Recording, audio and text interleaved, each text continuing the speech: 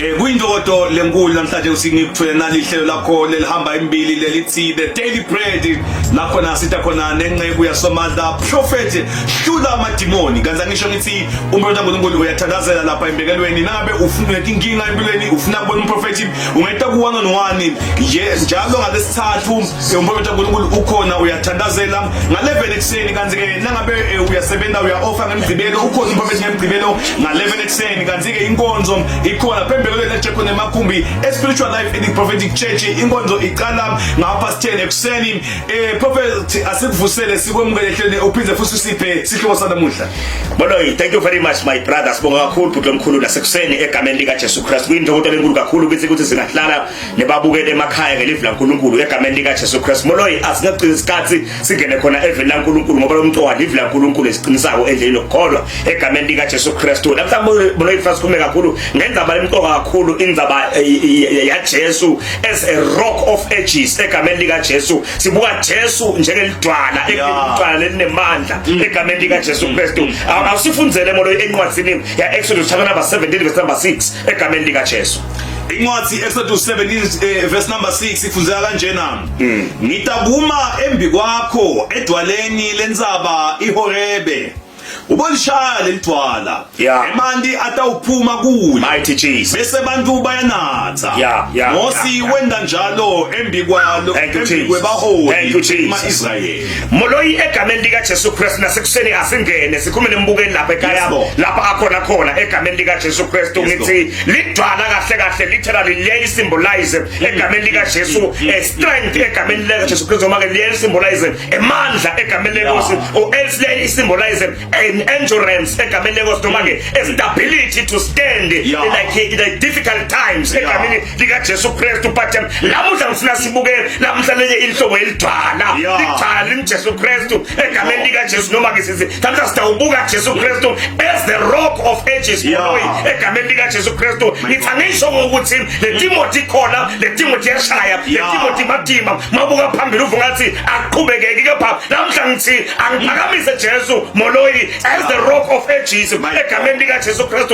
elibhayibheli laNkulunkulu lithi ema-Israelites moloyi asasuka khona eGibhithe abheke eKhenani lelibhayibheli lithi belidlula ehlane moloyi egameni lika Jesu Christ. elibhayibheli lenkosi lithi kwavela timo kwakuphela kudla ehlane kuphela emanti ehlane egameni lika Jesu Christ. Kepha sithwala amagama moloyi lapha ibhayibheli laNkulunkulu lithi simakathe wasokhuluma naMose ngoba kuthiwa ibhayibheli lithi bakhala bathi yeMose usikhipheleni eGibhithe kube sitofela kuphi lapha ehlane egameni lenkosi.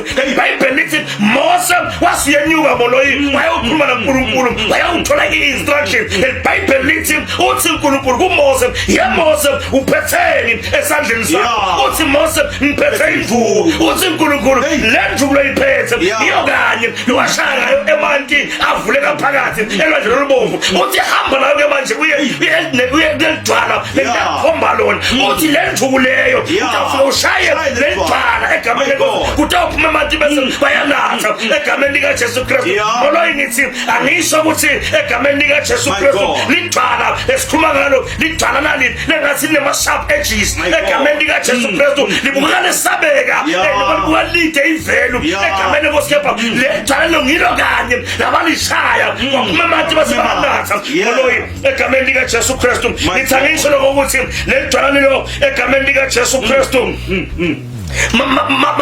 makangalishaya umbuke lapha ekhaya litamkhiphela emanti bese uyanatha egameni lika Jesu Christ. Ngithi namhla ngiphakamise Kristu as the rock egameni lika Jesu Christ. So now this rock was struck for us egameni lenkosi in order for us to receive the water of life egameni lika Jesu Christ. Ngathi ngosemjesu uyashaywa endleleni uya eCalvary egameni lika Jesu uyethukwa uyanaphathwa uyakhahlelwa uziyabethelwa egameni lika Jesu Christ. Ungathi bekashayelwa ukuthi thina nawe semukele ini emanti okuphila egameni lika Jesu Christ. Lamanti mhlawumbe lesiwanathako egameni lika Jesu Christ. ibhayibheli lithi lonatha kulamanti akayophinze ome naphakathe moloyi lonatha kulamanti laphume from the rock of ages moloyi akayophinze ome naphakathe. Ngithi angikhulume nembukeli lapha ekhaya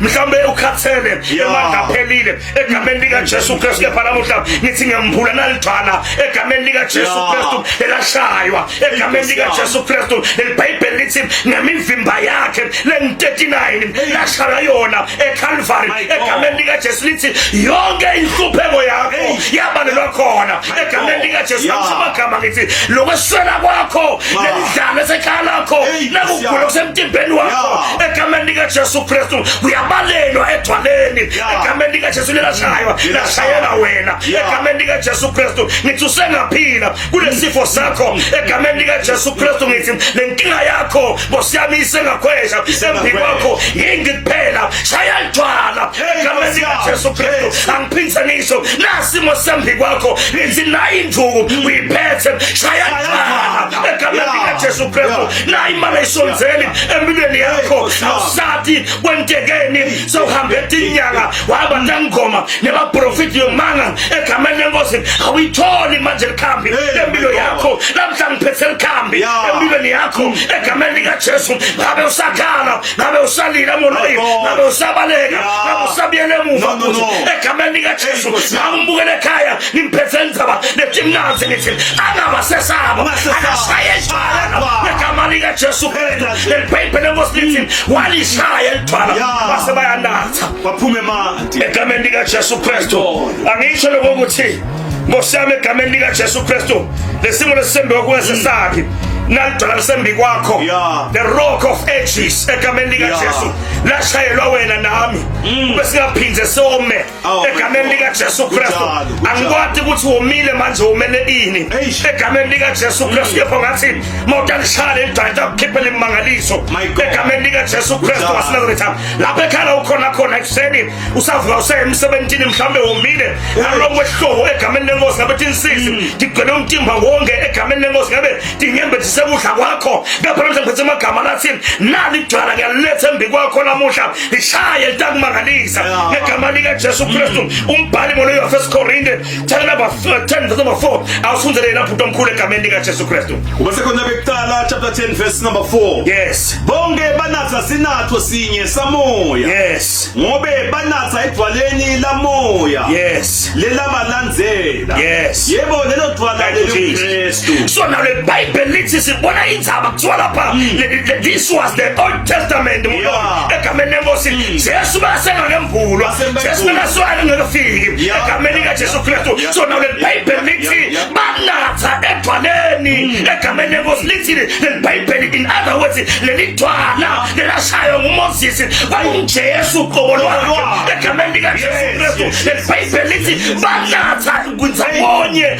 edwala sinatho samoya in other words no moya waNkulunkulu bosedwaleni kwaunguJesu Kristu egameni lika Jesu Kristu ngizenzeliso ngithi likhona lidwala laphakathi egameni lika Jesu Kristu lelimjesu Kristu itolo babukela phasi kepha seliphendukile selimpendulo yempilo impilo tethu egameni lika Jesu Kristu asengisho amagama ngithi lapha empilweni yakho nalidwala ngaba impendulo yalenkinga yakho elidwala lingakuletha isolution yalenkinga yakho lelidwala lingakuphilisa kulesifo sakho seminyaka lelidwala nkosiyami lingakugcilela ama-miracles egameni lenkosi ngithi lethembe lidwala esimeni sakho ungesabi shaya lidwala egameni lika Jesu kulehlupheko ngabe usakhala shaya lidwala egameni lika Jesu kulomsebenzi lo ufunako ungabe usakhala ungatsheni nebantwana shaya lidwala egameni lika Jesu litakumangalisa egameni lika Jesu Kristu namhla siyamuphakamisa as the rock of ages siyamuphakamisa njengelidwala lemangaliso egameni lika Jesu Kristu labatalibheka batawuphila batawusithakala ngoba egameni lika Jesu Kristu angimkhulekele umbukeli egameni lika Jesu siyakubonga uNkulunkulu namhla ekuseni sinemukele ekhaya nalive lesikhathi namhla siqinisa sinike amandla wokuthi noma dimo sithi khona but you are the rock of ages lidwala laphakathi singalishaya ngongcwele isikhibele impendulo inkinga tethu mangalisa uNkulunkulu phela nanga umbukela lapha ekhaya umphakamise umvuze noma sekafile ngithi namhla ngashaya idwala mphakamise wendele buhle lokudunyiswa kweligama lika Jesu Kristu waseNazaretha amen and amen. Mbukele ekhaya, what a beautiful Kurabashatalaba. live lesikhathi live lemandla lelitane mprofeti waNkulunkulu. So sitshele ukuthi sishaye nje lidwala kuphela.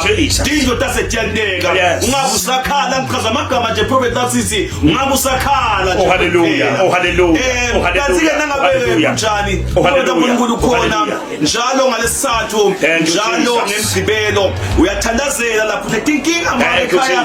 Uthi wamsetho awutholi sasewethu kunemgulo sekuhlupha isikhathi eside kuyinamba.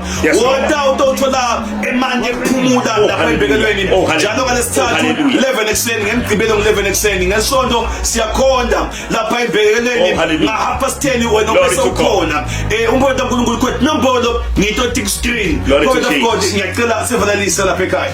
Mbona mntu uthandzeka wona sekhala khona egameni lika Jesu Kristu. Ngithokoze kakhulu ukuhlalisana nawe kulehlelo likhulu kangaka sithi daily bread egameni lenkosi. Kwangathi uNkulunkulu lapha ekhaya akaphakamisa kubusise aqinise emadolo aqhekako egameni lika Jesu Kristu. Umprofeti wakho ukusanda sakufa. May God bless you ekhaya. Bye bye. Amen.